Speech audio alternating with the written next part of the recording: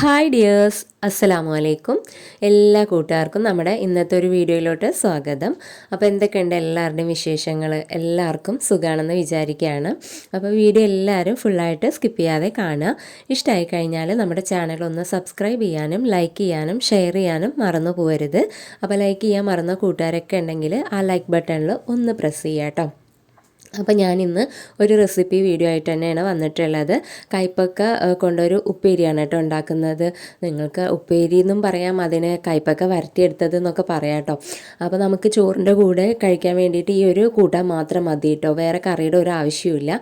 ഞാനപ്പോൾ 2 കൈപ്പക്കയാണ് എടുത്തിട്ടുണ്ടായിരുന്നത്. അതിലൊരു കൈപ്പക്ക എടുത്ത് കട്ട് ചെയ്ത് മുറിച്ചതിനൊക്കെ ശേഷമാണ് വിചാരിച്ചത് നിങ്ങൾക്കും കൂടെ വീഡിയോ എടുത്ത് കാണിക്കാമെന്ന് കേട്ടോ. അങ്ങനെ ഞാൻ 2 കൈപ്പക്ക നടുകെ മുറിച്ചിട്ട് അതിൻ്റെ കുരുവെല്ലാം കളഞ്ഞ് ഇങ്ങനെ ചെറുതായിട്ട് കട്ട് ചെയ്ത് ഞാൻ കഞ്ഞിയുടെ വെള്ളം ഉണ്ടല്ലോ, നമ്മൾ ചോറ് വയ്ക്കുമ്പോൾ വാർത്തപ്പോൾ ആ ഒരു ചൂടുള്ള കഞ്ഞിൻ്റെ വെള്ളം കുറച്ച് അതിലൊഴിച്ചിട്ട് വെച്ചിട്ടുണ്ട് കേട്ടോ.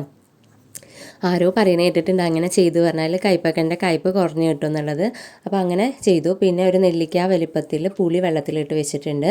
പിന്നെ ഒരു സവാള അരിഞ്ഞതും, ഒരു 4 അല്ലി വെളുത്തുള്ളി ചെറുതായി അരിഞ്ഞതും, 2 പച്ചമുളക് അരിഞ്ഞതും എടുത്ത് വെച്ചിട്ടുണ്ടായിരുന്നു കേട്ടോ. ഇനി ഒരു പാൻ വെച്ചിട്ട് അതിലോട്ട് കുറച്ച് വെളിച്ചെണ്ണ ഒഴിച്ചു കൊടുക്കുക.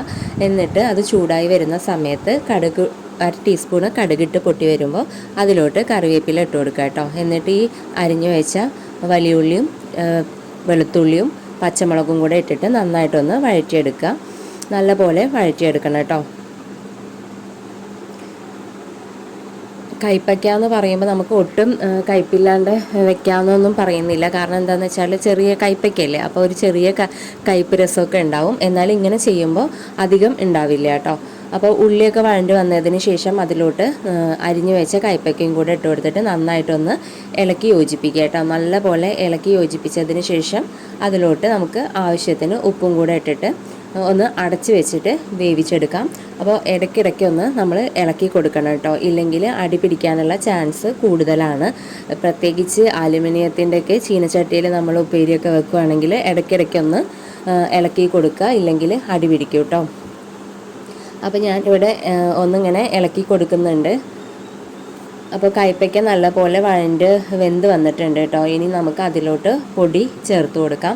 പൊടികളായിട്ട് ഇവിടെ ചേർക്കുന്നത് വെറും മുളക് പൊടി മാത്രമാണ് കേട്ടോ ചേർക്കുന്നത്.